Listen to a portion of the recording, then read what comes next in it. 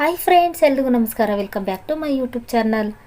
ಇವತ್ತು ನಾನು ನಿಮ್ಮ ಜೊತೆ ಯಾವ ರೆಸಿಪಿನ ಶೇರ್ ಮಾಡ್ತಾ ಇದ್ದೀನಿ ಅಂದರೆ ತುಂಬ ಕಮ್ಮಿ ಟೈಮಲ್ಲಿ ಸ್ಮೂತಾಗಿರುವಂತಹ ರವೆ ಉಂಡೆ ಮಾಡಿದ್ದೀನಿ. ಈ ರವೆ ಉಂಡೆ ಮಾಡೋದು ಕಷ್ಟ ಏನೂ ಅಲ್ಲ ಫ್ರೆಂಡ್ಸ್, ತುಂಬ ಸುಲಭವಾಗಿ ನಾವು ಮನೆಯಲ್ಲೇ ಮಾಡಬಹುದು. ರವೆ ಉಂಡೆ ಎಷ್ಟು ಸ್ಮೂತಾಗಿದೆ ಅಂತ ತೋರಿಸ್ತಾ ಇದ್ದೀನಿ ನೋಡಿ, ತುಂಬ ಚೆನ್ನಾಗಿದೆ.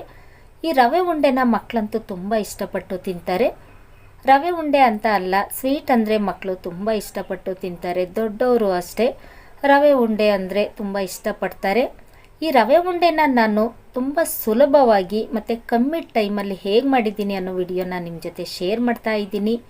ದಯವಿಟ್ಟು ವಿಡಿಯೋನ ಸ್ಕಿಪ್ ಮಾಡದೆ ನೋಡ್ಕೊಂಡು ಬರೋಣ ಬನ್ನಿ. ಇವಾಗ ನಾನು ಸ್ಟವ್ ಮೇಲೆ ಬಾಣಲೆ ಬಿಸಿ ಆಗೋದಕ್ಕೆ ಇಟ್ಟಿದ್ದೀನಿ.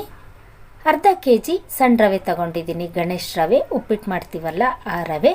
ದಪ್ಪ ರವೆಯಲ್ಲೂ ಉಪ್ಪಿಟ್ಟು ಮಾಡ್ತಾರೆ, ಆದರೆ ರವೆ ಉಂಡೆ ಮಾಡೋದು ಸಣ್ಣ ರವೆಯಲ್ಲೇ, ಹಾಗಾಗಿ ಅರ್ಧ kg ತಗೊಂಡಿದ್ದೀನಿ. ನಿಮಗೆ ರವೆ ಉಂಡೆ ಎಷ್ಟು ಬೇಕು ಅಷ್ಟು ರವೆನ ನೀವು ತಗೊಳ್ಳಿ.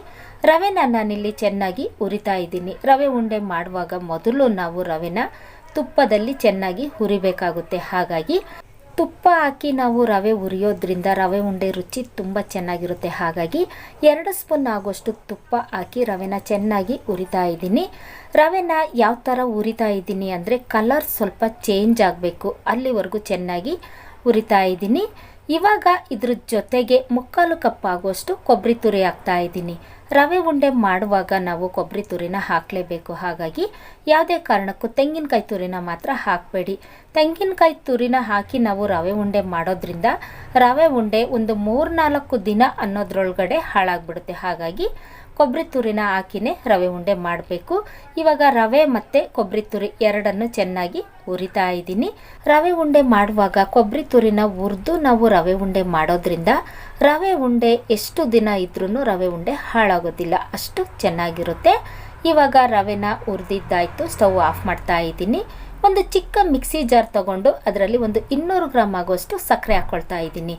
ಅರ್ಧ kg ರವೆಗೆ 200 ಗ್ರಾಮು ಸಕ್ಕರೆ ಕರೆಕ್ಟ್ ಆಗುತ್ತೆ ಸ್ವೀಟು. ನಿಮಗೆ ಸ್ವೀಟ್ ಎಷ್ಟು ಬೇಕು ಅಷ್ಟು ನೀವು ನೋಡಿಕೊಂಡು ಹಾಕ್ಕೊಳ್ಳಿ. ಸಕ್ಕರೆ ಜೊತೆಗೆ 2 ಏಲಕ್ಕಿ ಹಾಕಿ ಅದನ್ನು ಪೂರ್ತಿ ನೈಸಾಗೋರ್ಗು ರುಬ್ಕೊಳ್ತಾ ಇದ್ದೀನಿ. ಸಕ್ಕರೆನ ಈ ರೀತಿ ರುಬ್ಕೊಂಡಿದ್ದೀನಿ. ಇವಾಗ ಹುರಿದಿಟ್ಕೊಂಡಿದ್ದಂತಹ ರವೆಗೆ ಸಕ್ಕರೆ ಪುಡಿನ ಸೇರಿಸ್ತಾ ಇದ್ದೀನಿ. ಸಕ್ಕರೆನ ನಾನಿಲ್ಲಿ ಜರಡಿ ಮಾಡ್ತಾ ಇಲ್ಲ, ಪೂರ್ತಿ ನೈಸ್ ಆಗಿದೆ, ಹಾಗಾಗಿ ರವೆ ಉಂಡೆ ಮಾಡುವಾಗ ಸಕ್ಕರೆನ ಈ ರೀತಿ ಪೌಡ್ರ್ ಮಾಡಿ ನಾವು ರವೆ ಉಂಡೆ ಮಾಡೋದ್ರಿಂದ ರವೆ ಉಂಡೆ ತುಂಬ ಸ್ಮೂತಾಗಿರುತ್ತೆ. ಹಾಗಾಗಿ ಇವಾಗ ಅದ್ರ ಜೊತೆಗೆ ಸ್ವಲ್ಪ ಡ್ರೈ ಫ್ರೂಟ್ಸ್ ಹಾಕ್ತಾ ಇದ್ದೀನಿ. ಬಾದಾಮಿ, ಗೋಡಂಬಿ, ದ್ರಾಕ್ಷಿ ಹಾಕ್ತಾ ಇದ್ದೀನಿ.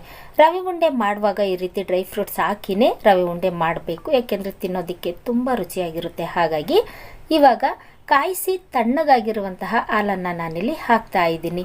ಹಾಲನ್ನು ಒಂದೇ ಸರಿ ಹಾಕ್ತಾ ಇಲ್ಲ, ಸ್ವಲ್ಪ ಸ್ವಲ್ಪ ಹಾಕ್ಕೊಂಡು ಅದನ್ನು ಚೆನ್ನಾಗಿ ಕಲಿಸ್ತಾ ಇದ್ದೀನಿ. ಹಾಲನ್ನು ನಾವು ಒಂದೇ ಸರಿ ಹಾಕಿ ಕಲಿಸೋದ್ರಿಂದ ತೆಳುವಾಗ್ಬಿಡುತ್ತೆ ಮತ್ತು ರವೆ ಉಂಡೆ ಕಟ್ಟೋದಕ್ಕೆ ಅಷ್ಟು ಚೆನ್ನಾಗಿ ಬರೋದಿಲ್ಲ. ಹಾಗಾಗಿ ಇವಾಗ ಸ್ವಲ್ಪ ಸ್ವಲ್ಪ ಹಾಲನ್ನು ಹಾಕ್ಕೊಂಡು ಅದನ್ನು ಈ ರೀತಿ ಕಲಿಸ್ಕೊಳ್ತಾ ಇದ್ದೀನಿ ನೋಡಿ. ಇವಾಗ ಕೈಯಿಂದ ಕಲಿಸ್ತಾ ಇದ್ದೀನಿ.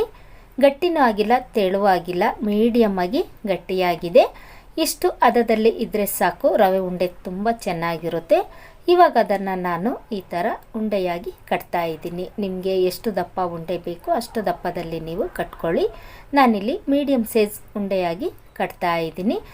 ಇಷ್ಟೇ ಫ್ರೆಂಡ್ಸ್, ರವೆ ಉಂಡೆ ಮಾಡೋದು ಕಷ್ಟ ಏನೂ ಅಲ್ಲ. ತುಂಬ ಕಮ್ಮಿ ಟೈಮಲ್ಲಿ ಸುಲಭವಾಗಿ ನಾವು ಮನೆಯಲ್ಲೇ ರವೆ ಉಂಡೆನ ಮಾಡಬಹುದು. ಮತ್ತು ಮಕ್ಕಳು ಕೇಳಿದ ತಕ್ಷಣ ನಾವು ರವೆ ಉಂಡೆನ ಮಾಡಿಕೊಡ್ಬಹುದು. ಮಕ್ಕಳಂತೂ ಈ ರವೆ ಉಂಡೆನ ತುಂಬ ಇಷ್ಟಪಟ್ಟು ತಿಂತಾರೆ.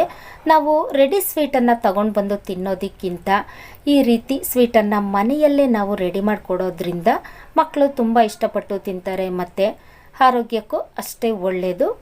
ಇವಾಗ ಅರ್ಧ kg ರವೆಗೆ ಎಷ್ಟು ರವೆ ಉಂಡೆ ಆಗಿದೆ ಅಂತ ತೋರಿಸ್ತಾ ಇದ್ದೀನಿ ನೋಡಿ. ಇಷ್ಟು ರವೆ ಉಂಡೆ ರೆಡಿಯಾಗಿದೆ. ರವೆ ಉಂಡೆ ಹೇಗಿದೆ ಅಂತ ಅದನ್ನು ಮುರಿದು ತೋರಿಸ್ತಾ ಇದ್ದೀನಿ. ತುಂಬ ಸ್ಮೂತಾಗಿದೆ, ಬಾಯಲ್ಲಿಟ್ಟರೆ ಸಾಕು ಹಾಗೆ ಕರ್ಗೋಗ್ಬಿಡಬೇಕು, ಅಷ್ಟು ಸ್ಮೂತಾಗಿದೆ.